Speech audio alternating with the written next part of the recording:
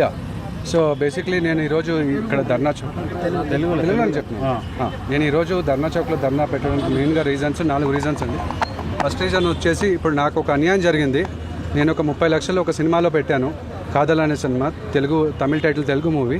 ఆ మూవీలో పెట్టినప్పుడు ఓల్డ్ ప్రొడ్యూసర్స్ న్యూ ప్రొడ్యూసర్కి అమ్మేశారు, చీటింగ్ జరిగినప్పుడు నేను ఒక సివిల్ కేసు వేసి ఒక అమ్మాయి దగ్గరికి వెళ్ళి, ఒక అడ్వకేట్ దగ్గరికి వెళ్ళాను. ఆ అమ్మాయి ఇక్కడ అడ్వకేట్ శ్రావ్య అని చిక్కడపల్లిలో ఉంటుంది. ఆ అమ్మాయి దగ్గరికి వెళ్ళినప్పుడు మేమిద్దరం ప్రేమలో పడి పెళ్లి కూడా చేసుకుందాం అనుకున్నాము.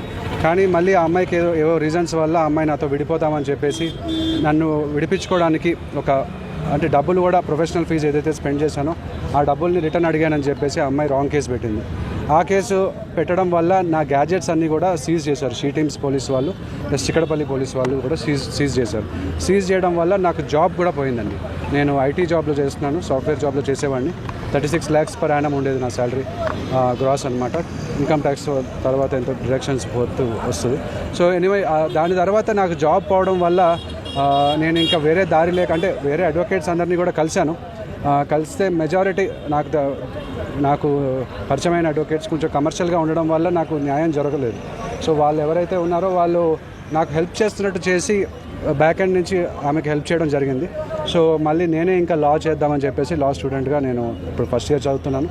అదేవిధంగా నేను ఇప్పుడు స్టేట్ హ్యూమన్ రైట్స్ కమిషన్కి, లోకయుక్తకి వెళ్ళడం రీజన్ ఏంటంటే ఆల్రెడీ డీసీపీ గారిని, ఏసీపీ గారిని, కమిషనర్ గారిని వీళ్ళందరికీ మెయిల్స్, లెటర్స్ రాయడం జరిగింది, కానీ నాకు న్యాయం జరగట్లేదు. అందుకని స్టేట్ హ్యూమన్ రైట్స్ కమిషన్కి, లోకయుక్తకి కూడా వెళ్ళడం జరిగింది. వెళ్ళిన తర్వాత కూడా అక్కడ జడ్జిలు గారు లేరు. బేసిక్లీ లాస్ట్ 2 years నుంచి జడ్జిలు లేరు. ఆ అపాయింట్మెంట్ గురించి ఒక ఫస్ట్ కేసు డిమాండ్ మనది. తర్వాత లోకయుక్తలో కూడా December 2024 నుంచి జడ్జిలు లేరు, అదొక డిమాండ్.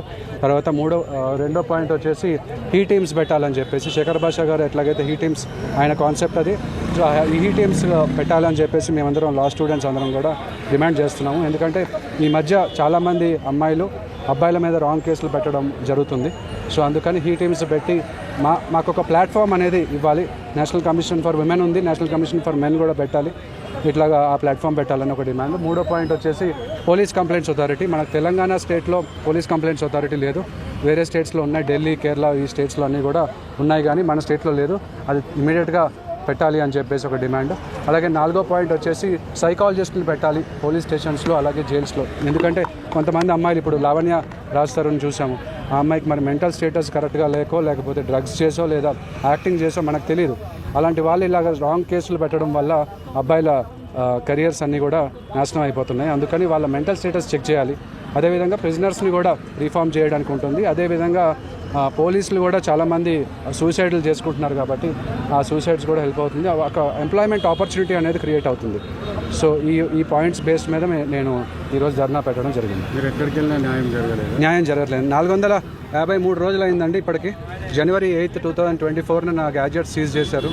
నాకు ఇప్పటివరకు జాబ్ లేదు. నేను దీనివల్ల చాలా అప్పుల్లో ఉన్నాను. మా ఇంటి మీద పడుతున్నారు బ్యాంకు వాళ్ళు వచ్చి, మా పేరెంట్స్ని హెరాస్ చేస్తున్నారు. దయచేసి నాకు న్యాయం కావాలి. మీరందరూ కూడా నాకు కొంచెం సపోర్ట్ చేయాలి. నా పేరు కెవిన్ ఈథన్ ఎడ్వర్డ్స్ అండి. కెవిన్ ఈథన్ ఎడ్వర్డ్స్ నా పేరు. ఓకే, పట్టుకున్నా. సో హాయ్ అండి, నేను శేఖర్ భాష. ఇవాళ ధర్నా చౌక్లో ధర్నాకి దిగిన కెవిన్ని సపోర్ట్ చేస్తూ నేను ఇక్కడ రావడం జరిగింది. ముఖ్యంగా ఒక డిమాండ్ గట్టిగా వినిపించడానికి నేను ఇక్కడికి వచ్చాను. అదే హీ టీమ్స్, అలాగే పురుషుల కోసం ఒక కమిషన్ రావాలనేది ప్రధాన ఉద్దేశంగా నేను ఇక్కడ రావడం జరిగింది. సో ఇవి రావడం వల్ల దేశంలో కొన్ని ఆత్మహత్యలు తగ్గుతాయి, కొంత వైలెన్స్ కూడా తగ్గుతుందనేది నా ప్రధానమైన అభిప్రాయం. ఎందుకంటే ఒక అబ్బాయికి అన్యాయం జరిగింది అంటే వాడు వెళ్ళి ఒక పోలీస్ స్టేషన్లో అబ్బాయి, ఎస్పెషల్లీ అమ్మాయి నన్ను వేధిస్తోంది, అమ్మాయి నన్ను టార్చర్ చేస్తోంది అని చెప్పి వెళ్ళి కేసు పెడితే తీసుకునే పరిస్థితి లేని నేపథ్యంలో వాడు కొన్నిసార్లు వాడే ఆత్మహత్య చేసుకోవడం, లేకపోతే చట్టాన్ని వాడి చేతిలోకి తీసుకొని ఆ అమ్మాయి మీద దాడి చేసే పరిస్థితికి వెళ్లకుండా ఉండడం కోసం ఒక వినే చెవు కావాలి. అబ్బాయి గోడు కూడా వినడానికి కోసం ఒక చెవు కావాలి. దాన్ని ఒక హీ టీమ్స్ అందామా, లేకపోతే ఒక పురుషుల కోసం ఒక కమిషన్ అందామా, అది రావడం వల్ల సాధ్యపడుతుంది అనేది మా ఈ గట్టి డిమాండ్. ఇది సాధించే మొట్టమొదటి స్టేట్ మన తెలంగాణనే కావాలని కూడా నా కోరిక. మనం ఒక దేశానికి ఆదర్శంగా కావాలి, ఇది తీసుకొచ్చి అని చెప్పి నేను కోరుకుంటున్నాను. Thank you. Good afternoon, everyone. This is Edwin Kedasi, advocate from TS High Court. And ఈ రోజు ఇక్కడ ఏంటంటే విమెన్కి ఏదైతే లాస్ ఉన్నాయో we are demanding for a separate platform for men equal laws కావాలి, మెన్ ఈక్వల్ ప్లాట్ఫామ్స్ కావాలి, మాకు gender equal, gender based bias లేకుండా జెండర్ ఈక్వల్ ఉన్న లాస్ కావాలని చెప్పేసి డిమాండ్ చేయడానికి we are here to protest the laws against we need laws for men also అనే ఒక డిమాండ్ తోటి we are here to support the concern or cause. ఇక్కడ రావటం ఏంటంటే మాకున్న డిమాండ్ని రేజ్ చేయడానికి, మాకున్న కన్సర్న్ రేజ్ చేయడానికి. ఇప్పుడు ఇంతకుముందు ఉన్న లాస్ అన్నీ women based laws, women centric laws ఉన్నాయి. కానీ ఏంటంటే ఇప్పుడు విమెన్ కన్నా ఎక్కువ మెన్ విక్టిమ్స్ కనపడుతున్నారు. ద బెస్ట్ ఎగ్జాంపుల్ ఈజ్ ఈ మధ్య ఒక ఆర్మీ ఆఫీసర్ని చంపడం జరిగింది నార్త్లో, బెంగళూరులో అతుల్ సుభాష్. ఇట్లా అన్రిపోర్టెడ్గా ఎన్నో కేసులు నడుస్తున్నాయి, అన్రిపోర్టెడ్గా ఎంతోమంది చచ్చిపోతూ ఉన్నారు, విక్టిమ్స్ అవుతూ ఉన్నారు.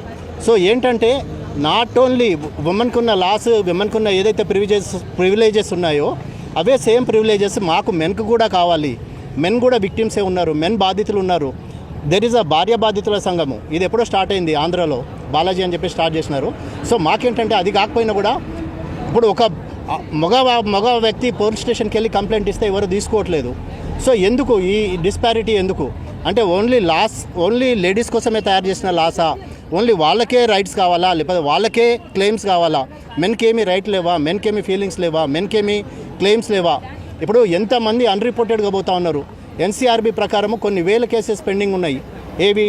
ఈ మన మెన్ మీద చేసిన అట్రాసిటీస్ మీద. కానీ నోబడీ ఈజ్ బాదర్డ్, ఎవరు కేర్ చేయట్లేదు, ఎవరు పట్టించుకోవట్లేదు. So we are demanding for a common law for men too and women too. So we are demanding for that. And ఇవాళ ఈ రోజు ఇక్కడికి రావడం కూడా ఉద్దేశం అదే, ప్రొటెస్ట్ చేయడానికి, పీస్ఫుల్ ర్యాలీ చేయడానికి, పీస్ఫుల్ ప్రొటెస్ట్ చేయడానికి. రీజన్ ఏంటంటే we want to raise our voice, we want to raise our concern. మాకు కూడా రైట్స్ కావాలి, మాకు కూడా లాస్ కావాలనే ఇంటెన్షన్ తోటి ఈ ప్లాట్ఫామ్కి రావడం జరిగింది. I thank each and everybody for being here. మాకు సపోర్ట్ చేయడానికి వచ్చిన మీడియా మిత్రులందరూ కూడా ధన్యవాదాలు చెప్పుకుంటున్నాను. Thank you. ప్రత్యేక కమిషన్ ఏర్పాటు చేయాలి, పురుషుల కోసం ప్రత్యేక కమిషన్ ఏర్పాటు చేయాలి, రావాలి రావాలి ఈ టీమ్స్ రావాలి, రావాలి రావాలి ఈ టీమ్స్ రావాలి.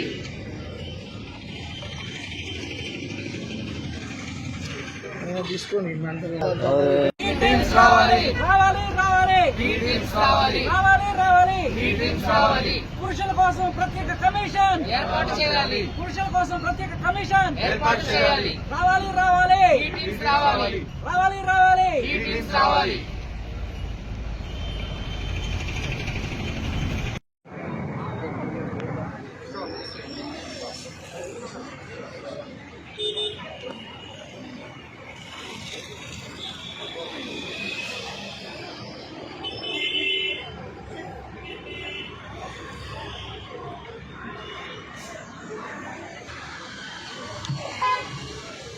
Good afternoon, everyone. And పురుషుల కమిషన్ రావాలి, కావాలి కావాలి, పురుషుల కమిషన్ రావాలి, కావాలి కావాలి, పురుషుల కమిషన్ రావాలి. కావాలి. There are. ఎడ్విన్ గారు కూడా ప్రముఖ lawyer, advocate. Good afternoon everybody. I thank everybody. మీ అందరికీ నా